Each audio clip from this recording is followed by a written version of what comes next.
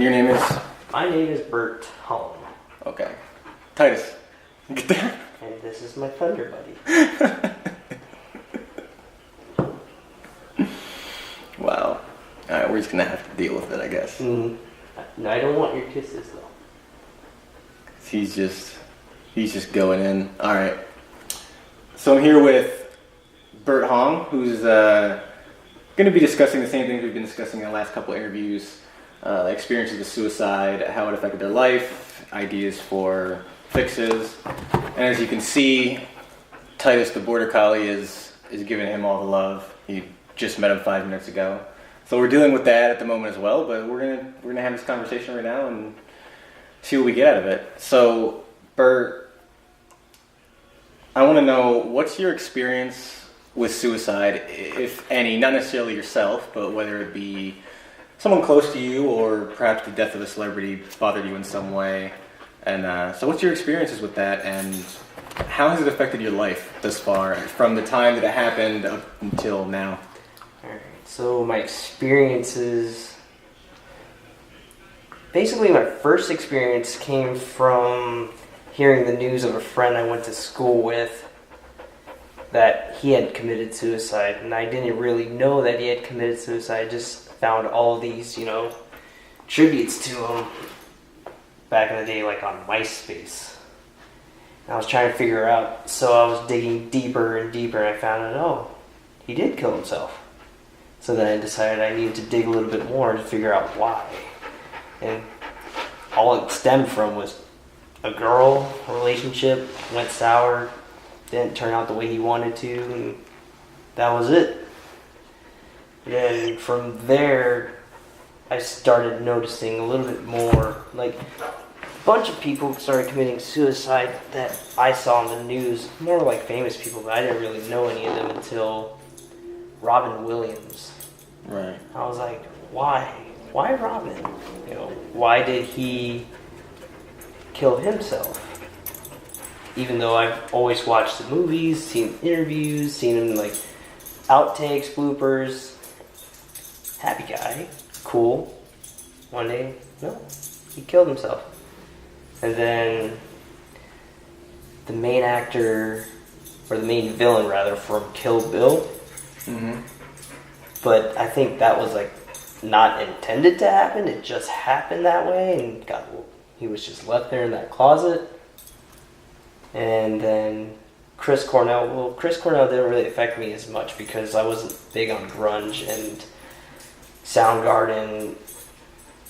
But at the end of the day, I still look at it as, he was part of an era in music, and obviously music's a huge part of my life, so it's like you have to respect what he did. But then you also start thinking back to Kurt Cobain way back in the 90s when he shot himself. But that doesn't put a huge toll on me as it does Chester Bennington. Right. Now, Chester Bennington, Linkin Park, well, we're the same age. Yeah. So what? We both grew up. We're talking middle school, 7th, 8th grade. Chester Bennington, Linkin Park. Mm-hmm. Crucial to us just growing up. Like that was our music. Yeah. But then finding out that he committed suicide, just like, is it because of all the hate that he was receiving, like mainly him, from the new album that was released? That a lot of people did not like the sound and the way they were moving. Or was it something deeper? Was it because of, obviously, since I'm a pretty decent fan of Linkin Park, that I did a little research. He went through several marriages, had, kids in every single marriage. So that might have been a factor in it, but other than that, it's not something prevalent really in my close circle of friends. Right. Until, you get older. You start meeting more people. You're just learning like everybody's stories, everybody's past experiences. That kind of, for me, just gets me more perspective. Yeah, I actually have a question with where we're going with Chester. He had we're talking, what, 7 kids, I want to say? I don't remember the exact number. He had a lot. 8 kids. And, I mean, we're talking someone who is a phenomenal vocalist. Oh, yeah. For a very, very successful band. From all we can see from videos, YouTube videos, stuff I've looked at, him singing, connecting with fans, even some of his home life and stuff, it's like, why? You know what I mean? Like, do you have any thoughts at least on, I don't even know how to say this, like for me, I'm generally a happy person, right? Yes, it's happened to me a few times, and I don't have a bad life. I've never had a bad life. My parents made sure I never had a bad life. You know, they always helped me through everything I needed. Yeah. But it still happens to people. I mean, is this a factor of something severely wrong mentally, or is it environmental, or do you think it's a mix of kind of how people are reacting to external forces being put on them? I honestly think it's a blend of everything. Childhood upbringings and just child might have a great life growing up, but then there's like these little blips that they experience which are very traumatic that tend to be forgotten about, but they still live there. And then as they get older, they still have, a happy, decent life, but they still get some more traumatic instances. And then some people, they get to a point early enough where they think it's like, oh, it's never going to get better. Yeah. I'm done with this. I mean, that's it. That's what I'm going to do. And they go do it. But then there's some people that experience almost similar traumatic things that instead of exiting early, they use that and they try to keep making things more better and more better and more better, but still end up in that same spot where they just take the early exit, maybe at a later age, maybe at a different, like a higher point in their life. I mean, Anthony Bourdain would have never expected him. He's the most recent famous suicide that we've witnessed, I would say. But yeah, you just don't know really. It's hard to know or think of where it's coming from. Sometimes it just happens. We had a discussion with the last person I interviewed where we were talking about ways to get this conversation out there. Like I'm doing this, I'm talking about it, I'm posting it on social media because I want people to see all the people it kind of affects. Because when I started this, I was like, who am I going to interview? And like I had a list of people that I knew had experiences possibly, and people I was like, maybe they have, and the list was really short. And then like when I told people I'm doing these interviews, all of a sudden it was like 10 different people that I would have never expected. Like, I want to come talk to you. Like, I've had an experience. A friend of mine had an experience, and I want to talk about it. And I was blown away by that. So I think it affects more people than people even realize, and that's kind of what I want people to see with these videos. And I was wondering, because me and Nick talked about, is it going to be the next, I don't know how to put this to give credit everywhere, is it going to be the next, like, LGBT type movement where, just recently the past several years they have started coming out and trans have started coming out. It's been like a huge movement that just suddenly shifted kind of how our culture is. Do you think the suicide might be the next one? Because we had Chester Bennington, we had Anthony Bourdain, and then there was another one right after him. I can't remember her name, but I remember it happened. And suicides are on the rise right now here in America. I mean, is it going to be the next thing? Do you think people are just suddenly going to be like, we're going to talk about this and see what we can do? I think what will happen first is people will go after the opioids, opioid crisis, because people usually tend to lead drug use, alcohol abuse, emotional, mental abuse, all to depression. So then after the opioids, it'll be depression. Then after the depression, it'll be the suicide. Okay. Because you're talking, these are factors that lead to someone deciding to commit suicide. Yes. It's not all of the factors. Right. It's just the most prevalent things people tend to point to. Yeah. I get that. I mean, the way I always put it, depression and suicide kind of go hand in hand. Yeah. Like you get the depression and then that leads to... Yeah.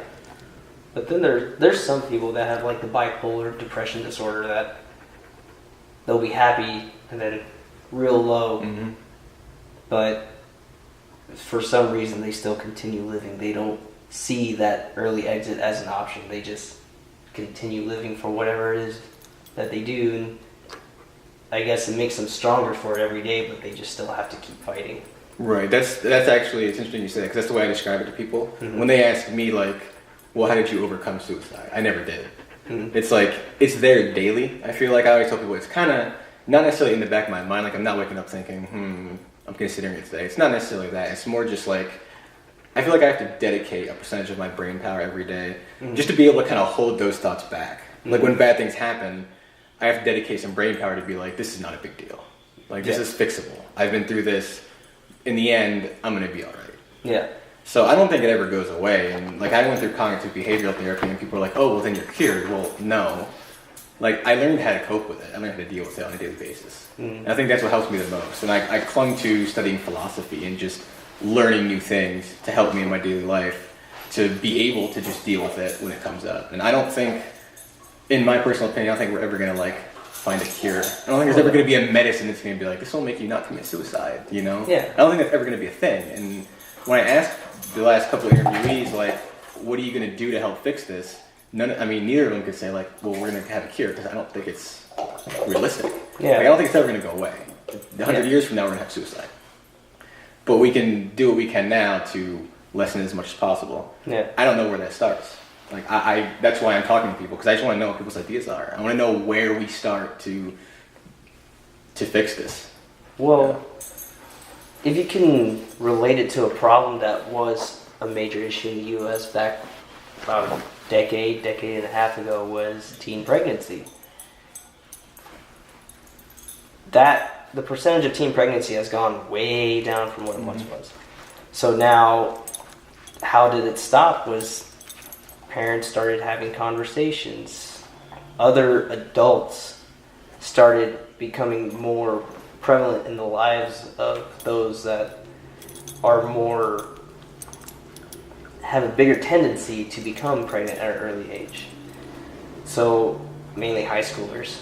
So, it's because nobody was talking to them, telling them, like, this is what can happen, this is what you need to do, this is what you need to be smart about. And since then, it's been on great decline. So, one thing about suicide is, like, it was never really a large picture until pretty much the last 5 years, I would say. I can agree with that, yeah. Because nobody really reported suicides, as far as I know, in the news. You don't. Whenever you watch the news as a kid with your family, you just didn't see a whole lot of talk about suicide. You mainly saw, like, business people doing dirty things in their business, or like the stock market's starting to come down, people are losing their homes, economic crisis 2008. But you didn't hear a whole lot about suicide. Like, you saw it in movies, like, where it dealt with big businesses. Like, one I just recently watched was RoboCop 3. OCP was going under, and there was one scene where a man was talking to his wife on the video phone, and he opened up the window and stood in the windowsill. And his wife was trying to tell him, it can't be that bad. And as soon as she said that, he jumps out the window. I mean, it wasn't a big issue back in the day, but it still existed. It still existed probably in the same numbers it does today. Maybe a little bit less, but it's become a major issue now, because you're starting to see younger and younger people. Yeah, for sure. Just taking that early exit.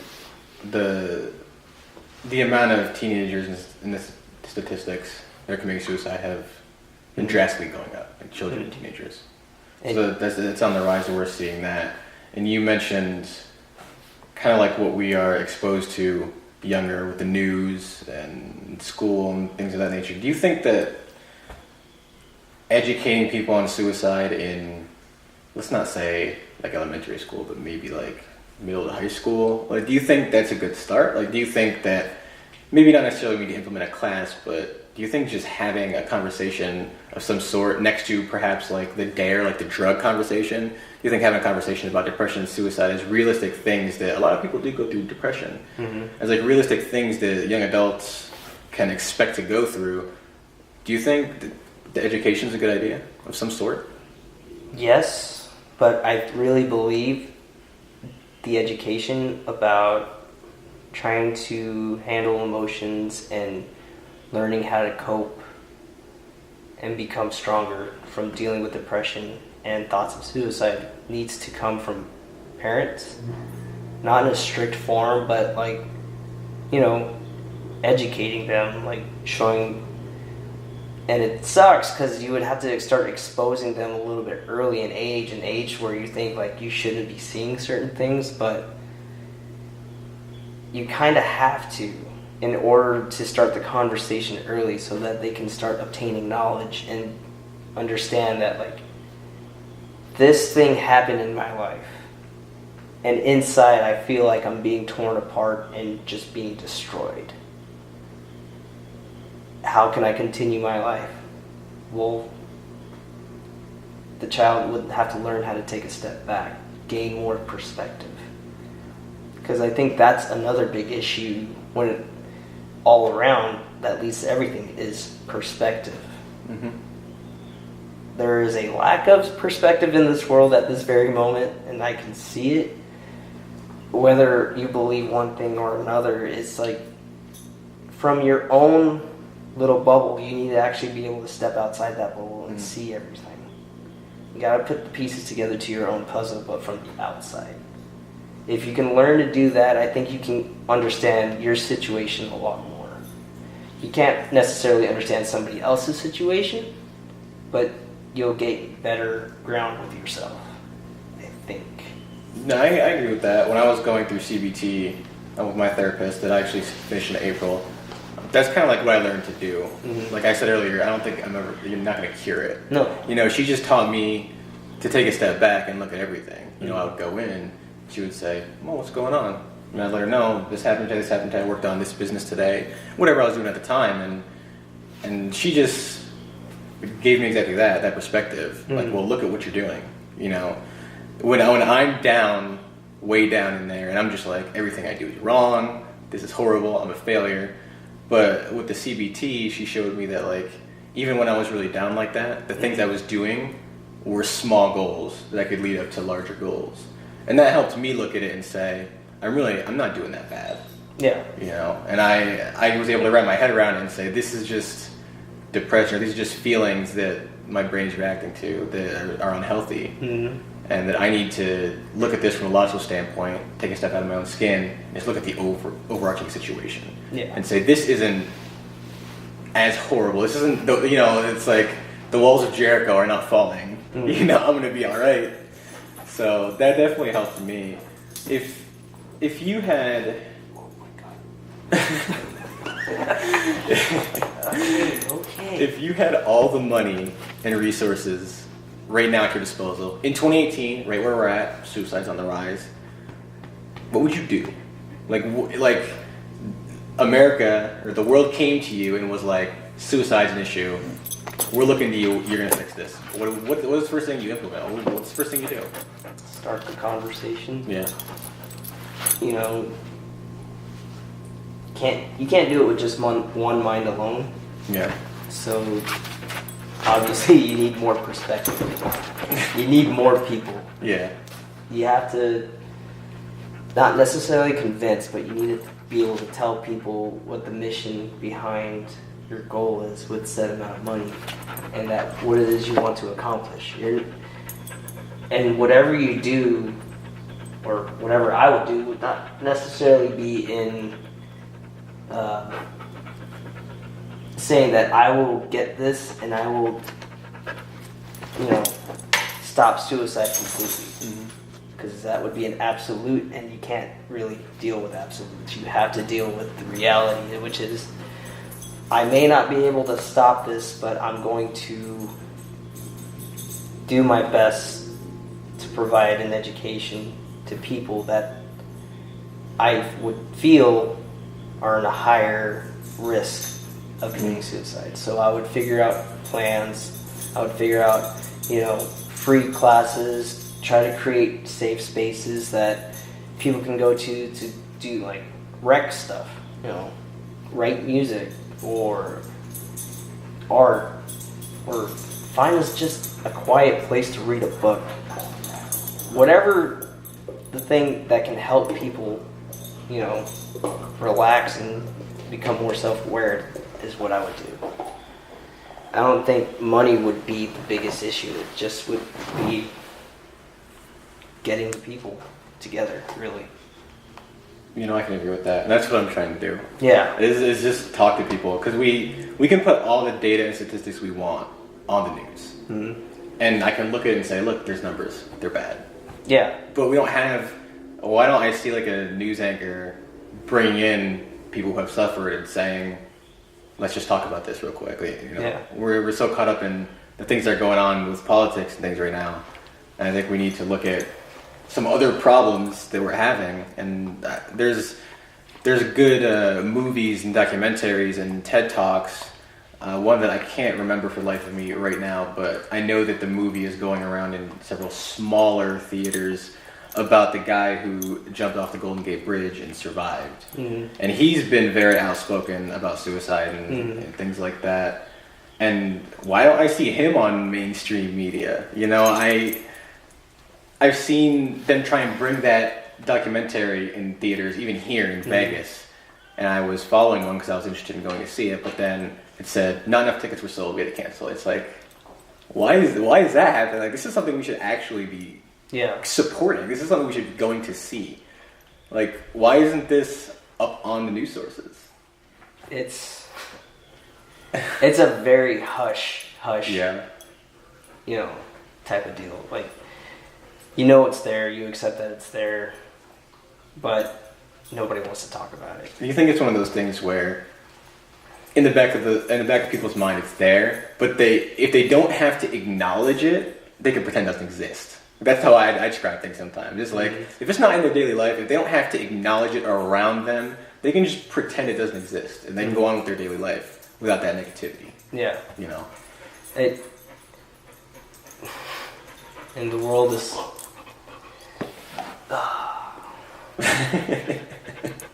It annoys me. It's frustrating. That the very important issues, the real important issues, are the ones that get ignored. And the real important issues are never spoken about because either everybody's too embarrassed to speak that, yes, I've tried to commit suicide, or people are embarrassed that somebody in their family has committed suicide, or somebody's afraid to give out an identity of someone that they've witnessed commit suicide. Like, it's all about number one for most people. Yeah. Like, if I ain't gonna say any names, then I'm not gonna be embarrassed. Right. But then again, it's like, I don't know. It's very hard to talk about, but at the same time, it needs to be talked about. Right. I mean, the military had a don't ask, don't tell rule for how long? Yeah. And that kept, gay men and lesbian women from actually being able to tell people that their sexual orientation without, being reprimanded. But now, well, not anymore, because, that all that stuff got dialed back. But now they were able to say, like, yes, I am a gay man, I am a first sergeant, and I'm in the Army. But just me being gay didn't stop me from being in the Army. Right. So I can accomplish the goals I want to accomplish because they're just as strong as everybody else. Right. So the last question I definitely want to get to, which I ask everybody in these interviews, is if you had anything to say to anyone who's listening, reading, or anyone out there who might be seeing this, just anything at all. It doesn't necessarily have to be completely related, but advice, comments, ideas, anything like that. Anything you had to say that you would want people on a large scale to hear from you?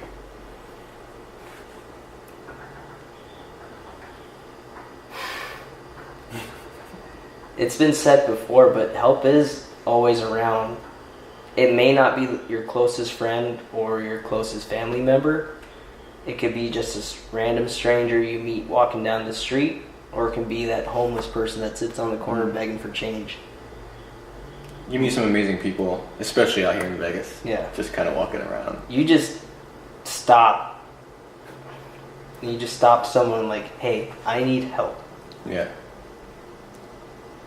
Most of the time, people will say, what do you need help with? Mm-hmm. I agree. Absolutely. Most of the time, people won't deny Right. you when you say, I need help. They will deny you when you say, stop, I need to talk to you. Right. If you just say, I need help, more than likely they'll stop and they'll listen. And you can vent everything out to that stranger, and more than likely they won't forget the conversation, but they'll more than likely forget your face. So It's interesting, actually. You remind me of a story, and I don't think I've ever talked about this to anybody, but when I was in a position where I was very upset and contemplating suicide, I was driving my car. I was on my way home. I was in tears. Like, I probably should not have been driving, honestly, in the way I drive. And I got tagged by a cop on a back road and pulled me over for speeding. And he pulled me over, and I distinctly remember him coming up to the window, and the second, like, he got to the window, like, just tears, like waterworks. Like, I was just, like, bawling my eyes out. And everything that happened, him pulling me over for speeding and everything, was out the window. That didn't even matter anymore. He was like, are you okay? Like, what can I do? Do you need me to call an ambulance? What do you need? You know? Mm-hmm. And I straight up told him. I was like, honestly, this is what happened in my life. I'm having trouble with my girlfriend. This is what's going on right at this moment, and I'm upset. And I should have told him, like, honestly, like, I've been suicidal before. This is what's going on. Mm-hmm. And he just stopped right there. And like I said, everything, the ticket, all that, didn't even matter anymore. He was just there. He talked to me. He stayed there for like 10, 15 minutes and just talked to me. He gave me his phone number. He's like, you need anything, you come call me. You come find me. So, and now I'm just someone just random doing his job that saw another human being in despair and offered his aid. Yep.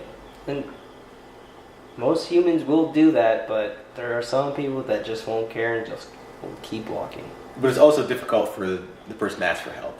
Yes. And I'll say that too. It is difficult. Like, people who are suffering, they don't want to go up to someone and say, I need help. Yeah. This is probably like some of the hardest words to say right there is, I need help. Yes. Because no one wants to admit that they need someone, you know?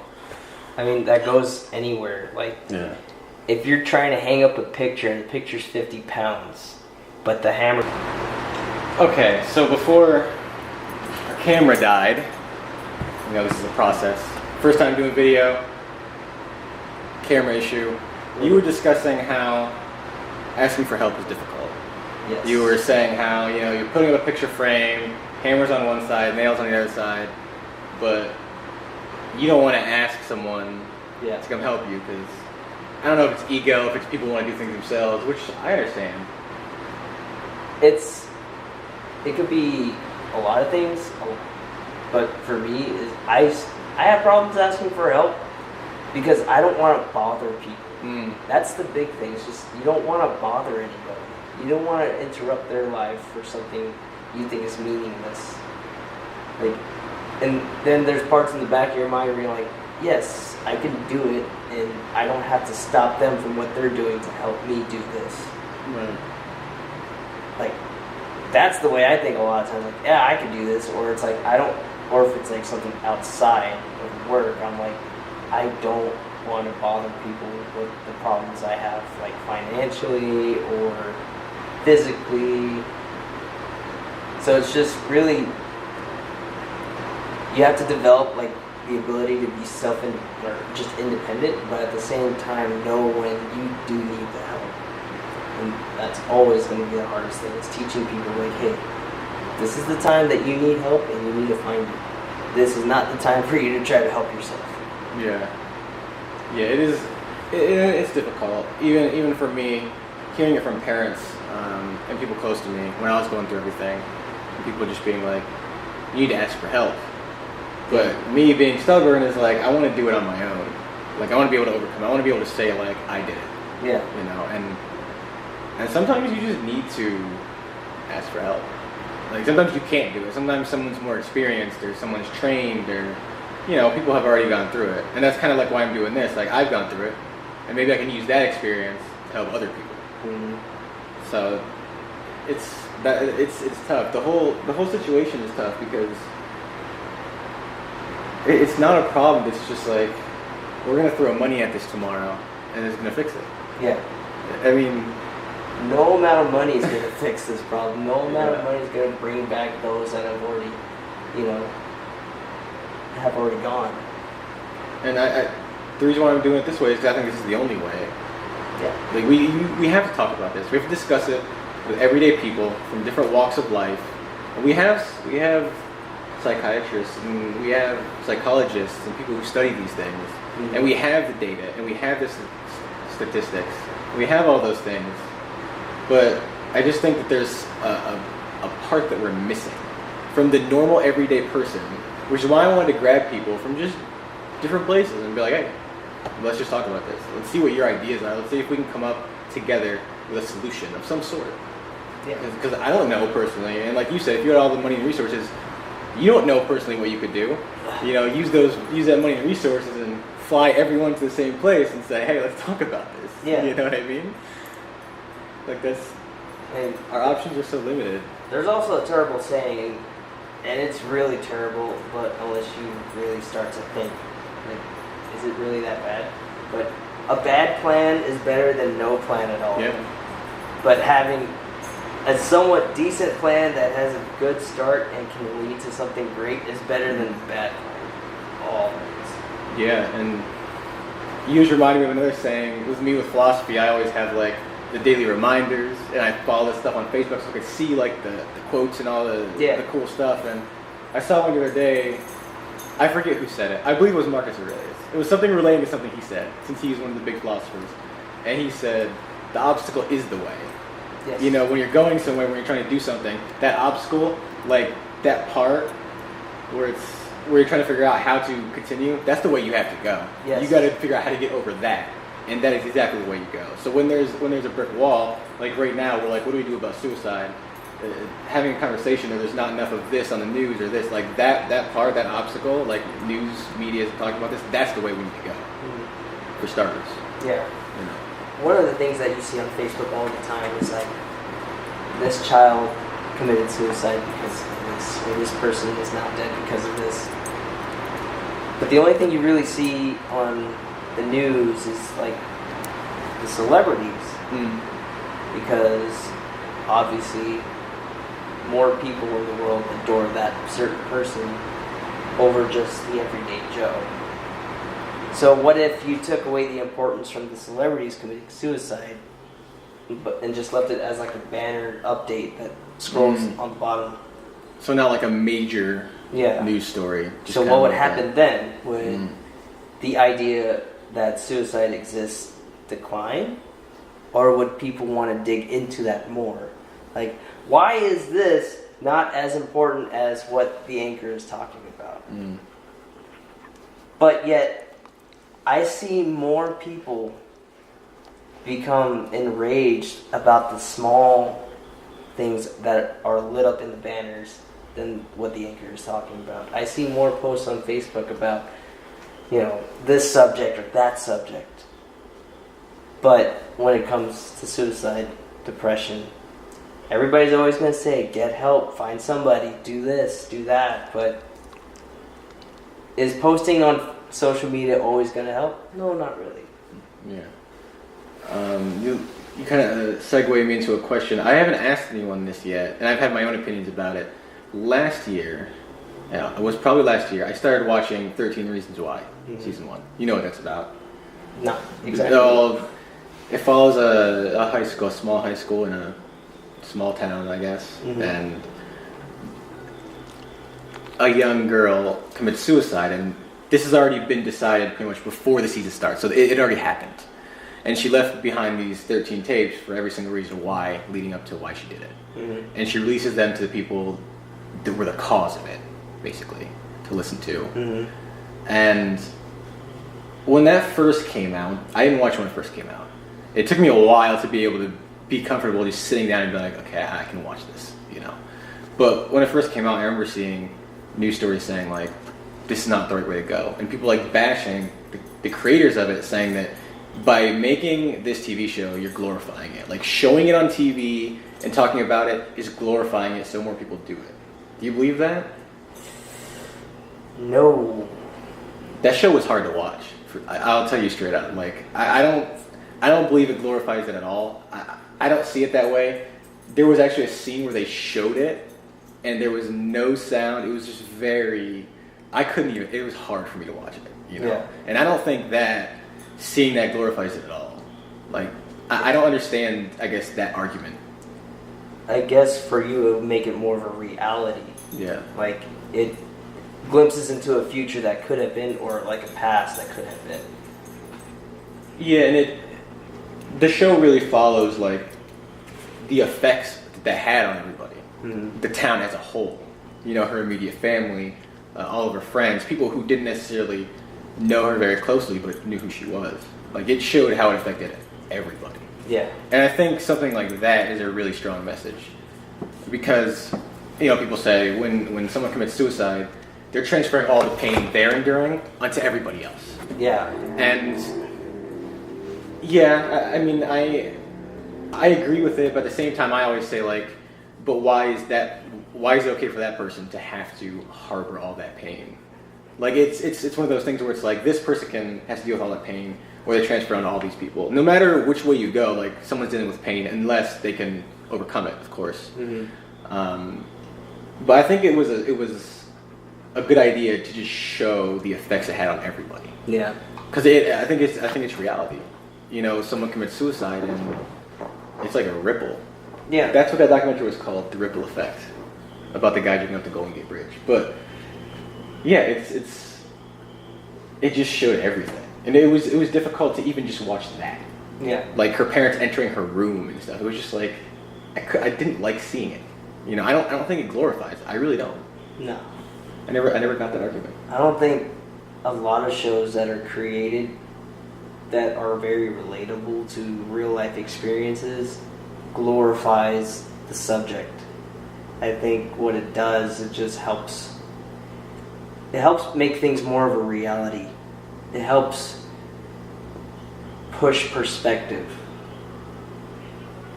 Like I said earlier, like perspective is one of the things that this world does not have, or almost doesn't have anymore. Being able to step outside of your bubble and looking at things from the outside is very difficult to do, because when you're in that moment, nothing else matters. Right. And it's not necessarily suicide in general, but like that moment of like high anger or high stress when you know you're about to snap and do something you really shouldn't, so you can get rid of all that instantly. Getting out of that is extremely difficult. Well, it's instant gratification. Yeah. In our society, it's like that's what everything is now. It's always instant gratification, and people who are committing suicide, they're like, this could be gone now. Yeah. Done. Fixed. Very simple. Yeah. And it's just like the quick murders of people in different countries because somebody looked like someone that was part of this group or that group. So they quick to shoot, to realize like this person was actually innocent. This person did nothing at all. And now he's dead. It's the instant gratification. You post up a funny picture, you get 10 likes. You post up something serious, you get nothing. So deep down it makes you feel like shit. And yeah. That's very true. Social media plays a large role in that. Yeah. I've been trying to like wean myself off of it. Like I try not to. They say like the worst things you could do is check your social media profiles as soon as you wake up and before you go to bed. Yeah. You know, because that's when your mind is like the most productive. They say like the most creative.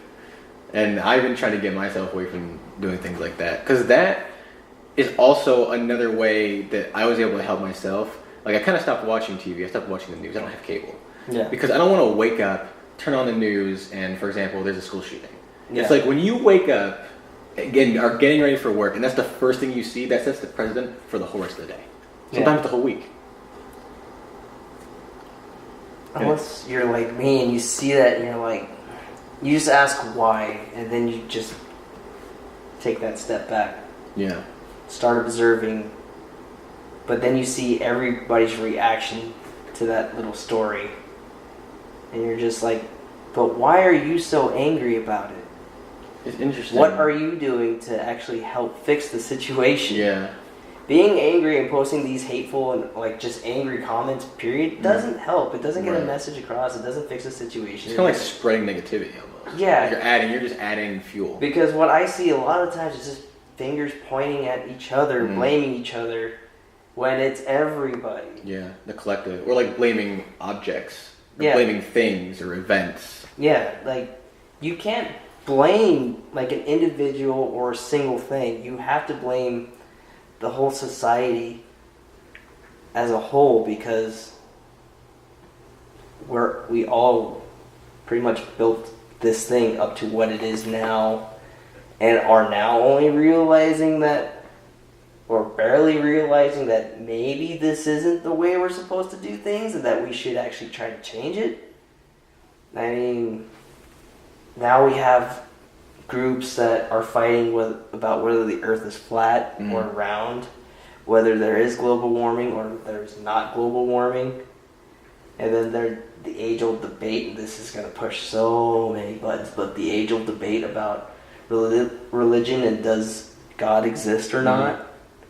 Or are there multiple gods? Or is everybody's belief one and the same, just transcribed differently by like so many different people? Because they were in the one room with that one single deity or entity that taught them all this knowledge. And now everybody's word is right and nobody's wrong? Or is it that everybody's wrong and nobody's right?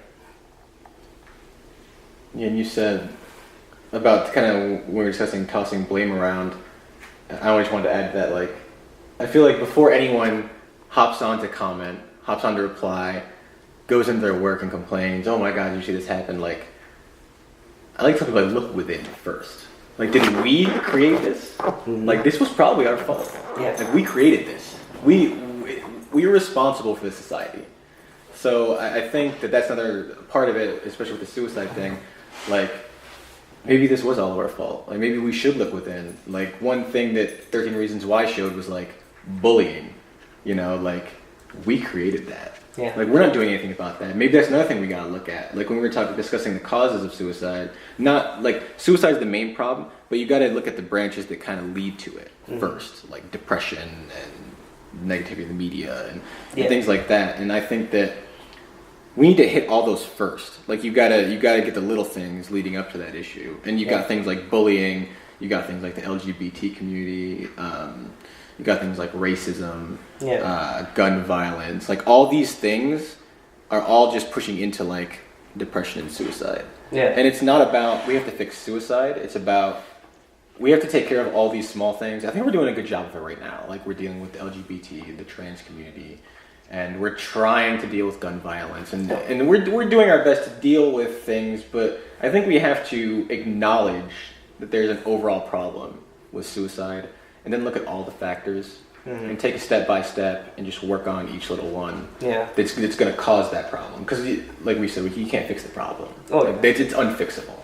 But we can at least do our best to lessen everything that everyone has to deal with on a daily basis. And, of course, news doesn't help. To be able to make an effort and make way on the problem of suicide in general. Like, talking about this just now, I actually stepped out of the bubble and just started looking down at everything that you were just listing. And, like, now that I'm seeing how everything branches out and talking about it more, I'm actually seeing that out of everything that's a problem, like depression, bullying, abuse, suicide is like the very first thing almost everybody would go to. It's a byproduct. Yeah. Because the instant gratification, it fixes it. So it's like, in the end, it all leads to suicide. So how do we stop all of this? Well, how do you stop a train? Yeah. Like, you can't just stop it with your bare hands. Somebody's got to be inside pulling the brakes. Or you just blow the situation up even more, but then the train derails and goes in another way. It's a big mess, no matter what we go or what route you choose, but you still have to choose how you need to fix the problem. Suiciding. Yeah. It's frustrating for me because it's like, where do we go? You know what I mean? Yeah. Like, that's what I tell myself every day. Like, I'm doing this nonprofit and I want to be able to help. But it's like, it's almost so overwhelming. It's like, what do you even do? Like, people just aren't listening. Yeah. Media's not reporting things. Like, it's hard to do something when you don't have all the answers. Yeah. But at the same time, you know deep down that, like, you really need to actually step up for those that can't step up themselves. Yeah. Because if you can't step up, then you're going to be the one that's going to have to step aside and let somebody else do it. That's what kind of triggered this whole thing. Last year, I met who's now a very close friend of mine, and we went out to eat. This is one of the second times we just went out and hung out, and we got deep and we started talking about personal stories, things that happened to us, and I think I kind of like blew him away. He was very surprised that I just openly said it. Like, I was like, I tried to commit suicide. Like, this happened. This is what led up to it. This is how I feel. And he was like blown away. And he talked more about it to me, and he's just like, there's people who are brave and strong like you who are going to be able to tell their story and then hopefully help other people come up and tell theirs. And he's like, I don't know if I can tell my story, but I know that I can trust you to do right because you shared a similar experience. Yeah. You know what I mean? Like, that's what triggered it all for me. I was like, I almost felt like responsible right then and there. I was like, I have to do this. Yeah. You know, because people like this, like, people aren't speaking up. People aren't speaking for these people. You know, their voice isn't being heard. It's kind of like, I hate to compare anything to anything else, but like another problem recently is like rape and people discussing rape culture and things like that. Like, people weren't speaking for them. Yeah. You know, it took a few of them to step up and say, we need to talk about this. Yeah. To help others step up and say the same thing. You know, and hopefully by doing this, that is kind of what we can start to see happen. Yeah. It all stems from just one person just saying, I've had enough. We're going to talk about this. No matter how hard it gets, no matter how traumatizing it is to remember, like, we've got to get through it. And if we can, like, just bring an absolute awareness and education to those that, like, are at high risk, I think it will turn the world into a better place overall. I mean, it's still going to have its problems. It's still going to have its issues. But if suicide is educated, then, yeah, I think we'll be fine. I mean, they have sex ed. Why not mental education? I agree with you. I feel like, I mean, in high school, right, we didn't really have electives where I went, but we had things that were like, this isn't really a critical class, but we have you take it anyway. We had shop, we had home ec, Yeah. we had like, it was like computer science type deal. We learned how to use a computer. It's like, why can't we have like mental health? Yeah. It's not it's not so much that a student needs to sit on like a leather lounge chair and talk to a therapist or psychiatrist. That can be intimidating. Like, the student can just take the class as a class. Like, the instructor, teacher, professor, doctor, whatever, like, just be like, we're going to talk about this today. Yeah, and we're going to possibly share ideas and just learn how to deal with this as growing adults, young adults, as something realistic that you're going to run into. Yeah. I mean, there's a lot of things. For future abusers, they grew up mainly in an abusive home. But some abusers don't. But they grew up in a way that teaches them that it's okay to be like this and to treat other people this way. In that environment, the environment they grew up in. Yeah. Right.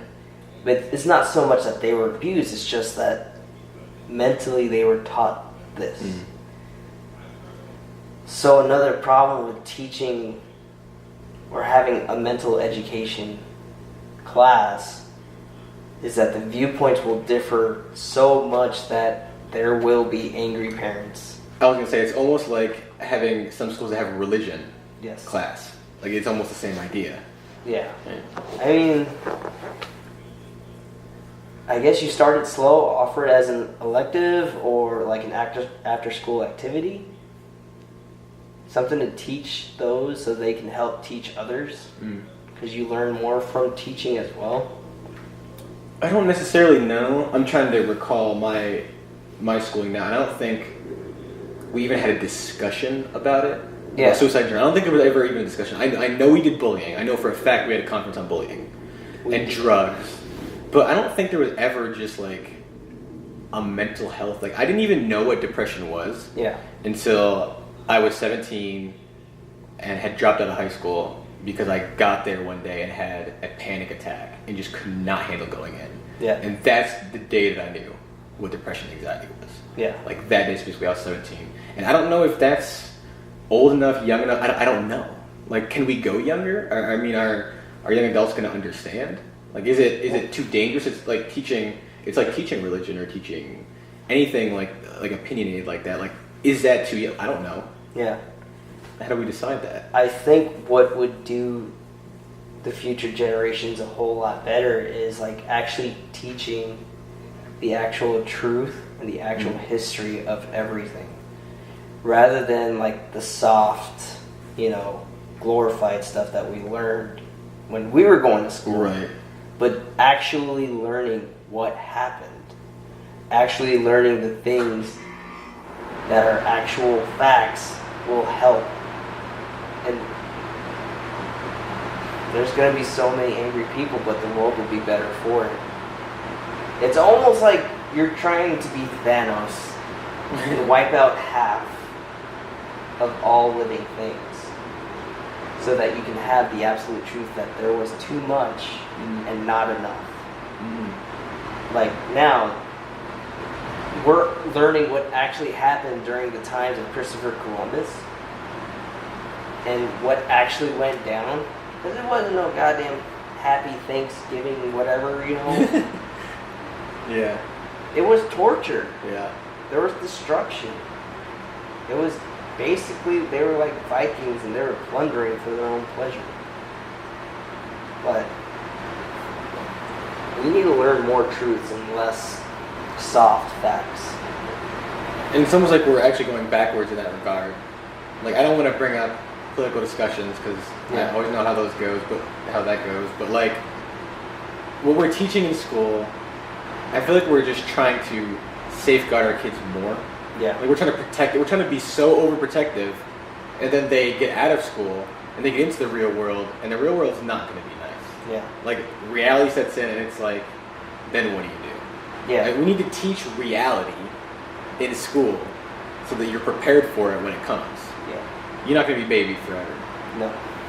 And if you're not mentally prepared, and that actually could cause things like depression and heading towards suicide, is you get out of school, you're not mentally prepared for what actually comes, and it all hits you at once, whether it be finances, job, living arrangements, deaths in your family, meeting new people, possibly boyfriend, girlfriend, having a problem with that. Like, this all comes at the same time. Like, it never is just like one by one. It's never just like, deal with this, and then we'll send the next problem at you. It's the next hardest difficulty. It never happens like that.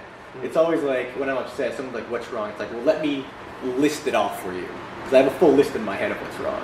Yeah. It hits you at the same time. And if you're not prepared for that, if you don't know how to slow yourself down, I had a conversation with the girl last night about this very thing. I asked her what's wrong.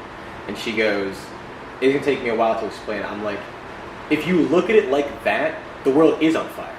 If you look at it like, these are all the problems, yeah, it looks horrible. But if you take one and say, this is what I'm going to deal with first, and then I will go to the next one, that helps a lot. It's what helped me. Yeah. You solve one problem at a time and then move on to the next one. It's all the problems aren't going to absolutely destroy you at the same time. Yeah.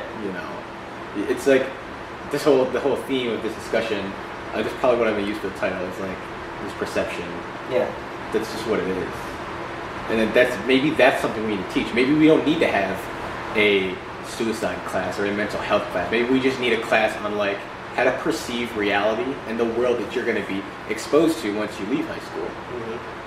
And what can you do to help? There was a thought I had and I lost it. I'm sorry. But one of the things that happened today that's a reality was a death. And I believe that if you become a parent, you need to be able to teach your child what to do, or you need to be able to prepare your child for your death. Right. Because it's inevitable, and you can't be there to rescue them for forever. Like you said, you can't hold their hands, they can't be babied. So you need to be able to prepare them for your death, and that how they should go about their lives to continue on to being a healthy human being that's part of a greater society that can make that greater society even greater. And you're a semi-recent parent, let's say last couple of years, right? Yeah. Is this like, do you think, talking about this now, are these conversations you're going to have with your child? Like about suicide perception, maybe just dealing with reality? Yeah. I'm not going to force my children to live a certain lifestyle, to live a certain way, to have a certain viewpoint. I will do everything I can to answer their questions completely and fully, and to teach them how to have perspective. And perhaps look at different arguments or opinions. Yes. Like, I don't understand politics at all. No, I don't either. But if I sit here and I actually start looking at everybody's viewpoints rather than try to side with one or the other, but actually listening to what is being said about what subject, then my perspective on it is just going to get a little bit clearer. And it's just like with anything and everyone. Like, no matter what I see on social media about, oh, this person's this person's that. Like, if it's just the little things, don't even mind it. If it's like something I see as being a huge issue, I read more into it and try to gain a perspective.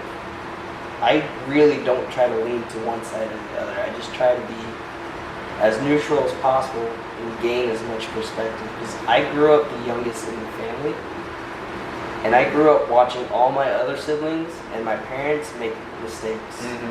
And from their mistakes, I watched and I learned how to not make those mistakes. Right.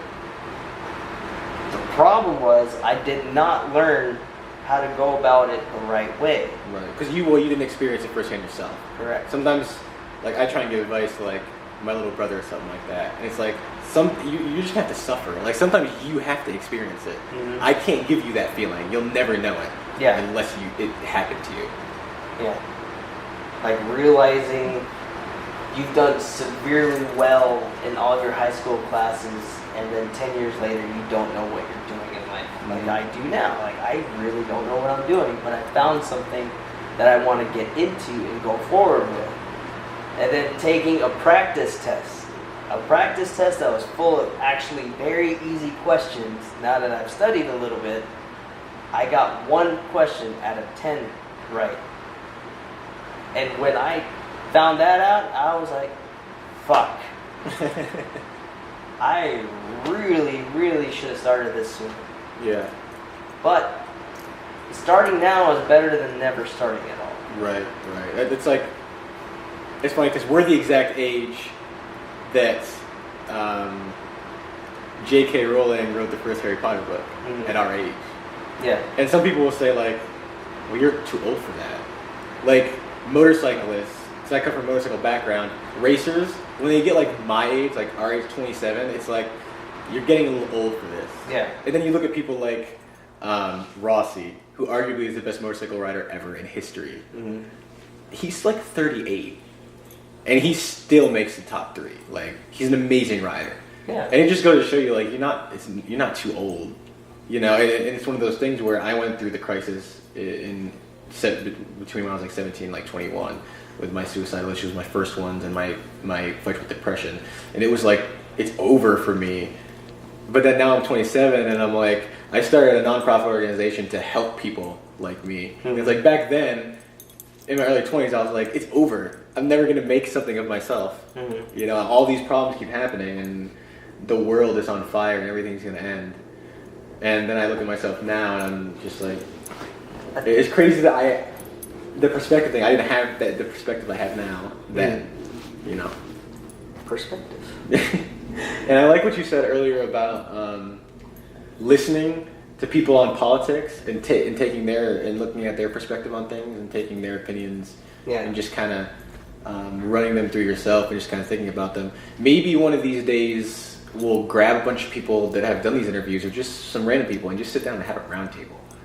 Just see everyone's opinions. Yeah. And see how we can like put our minds together and like maybe just sit on the table like this is what we need to do or this is where we need to go. Mm-hmm. You know, and just like take everyone's perspective, everyone's experiences on suicide. You know, get someone from everywhere. Get a couple millennials, and then get like some baby boomers. Get someone older who was in the military. Like just get everybody from different aspects of life and just say this is a problem.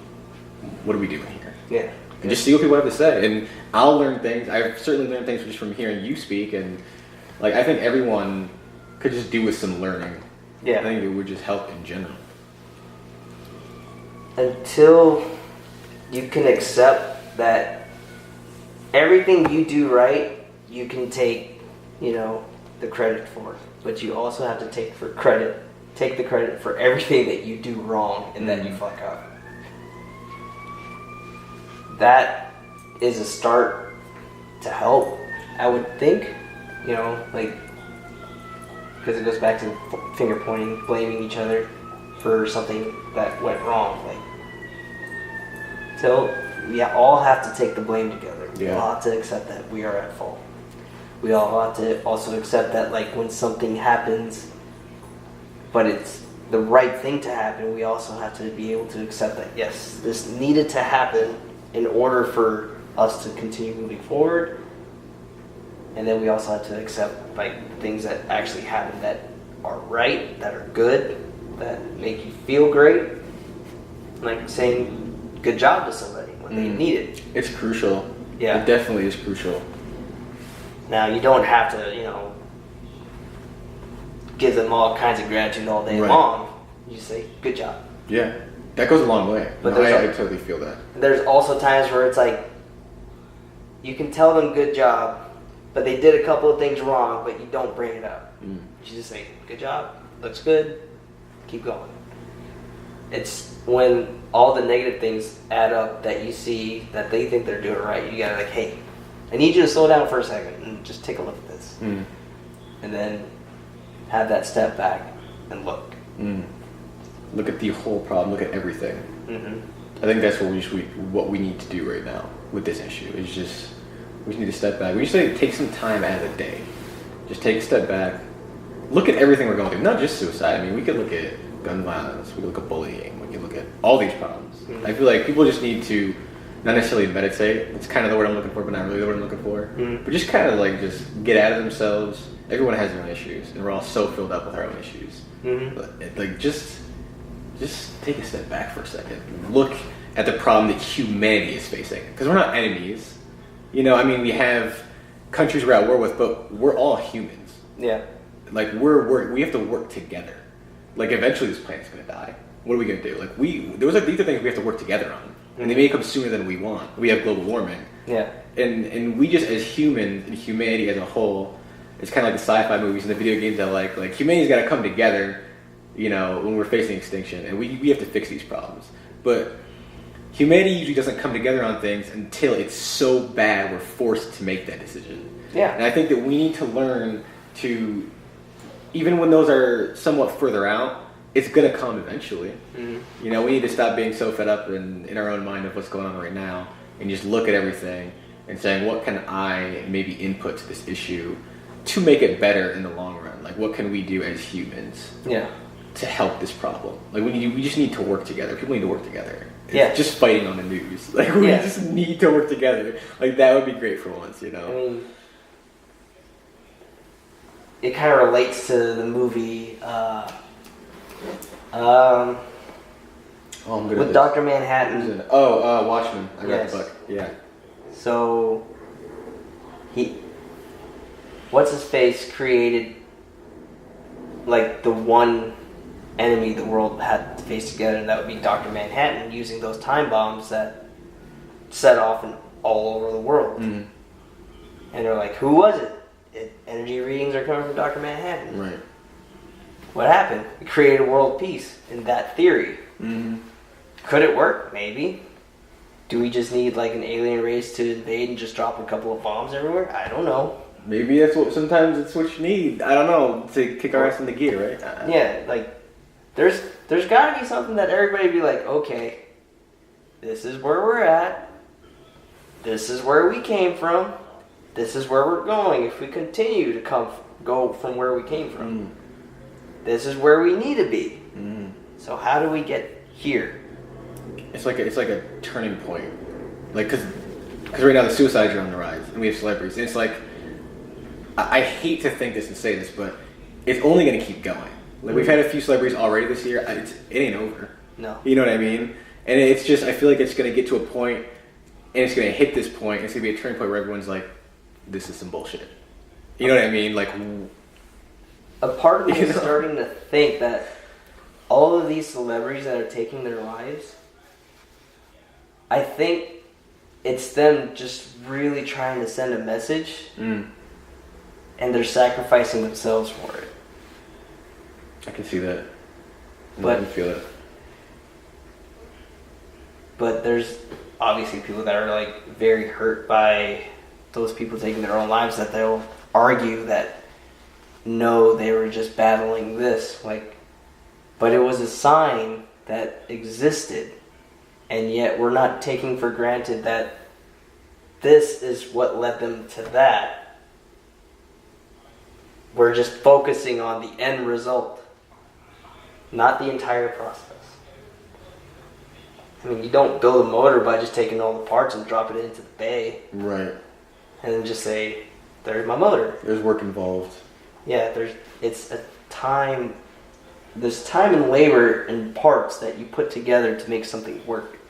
And it's just like your everyday relationships with people. Like, you don't just create a relationship and it's good. There's sacrifice involved in it. You create good relationships. You build a relationship together, whether you think about it or not. Whether it's just creating a friendship, or it's just creating a love interest, or an actual love or romance. It all builds. And then whether it continues or not is depending on like how strong of a foundation you've set for each other.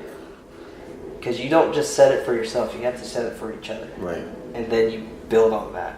And then if it's not strong at first, there's possibility for it to grow stronger, because you don't really move on from the foundation if the relationship isn't going to move forward. So you just build your foundation, and then it's constantly building from the time you guys start building to the time where it ends, whether it is one of you dies or the relationship ends. Well, I've learned a lot. Mm-hmm. I think it was a great conversation. I think I've talked in circles a lot. It's all right. It's all about having a conversation. And I think I like this one a lot, and I think a lot of other people are going to like it. And I think it's just going to get better from here.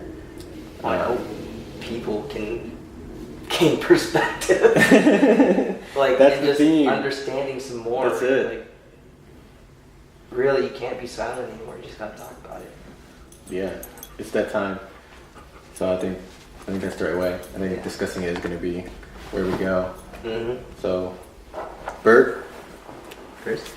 I appreciate it. Yeah. Thank you so much. Yeah.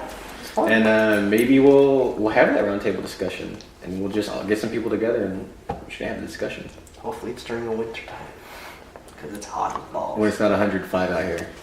Yeah. Because we're gonna need a bigger room. Yeah, I think we're gonna need a lot of things. We're gonna need a lot of things. Yeah. But it's the first video. It's the learning process. It'll only get better from here. we're gonna sign off from here. So until next week. Bye.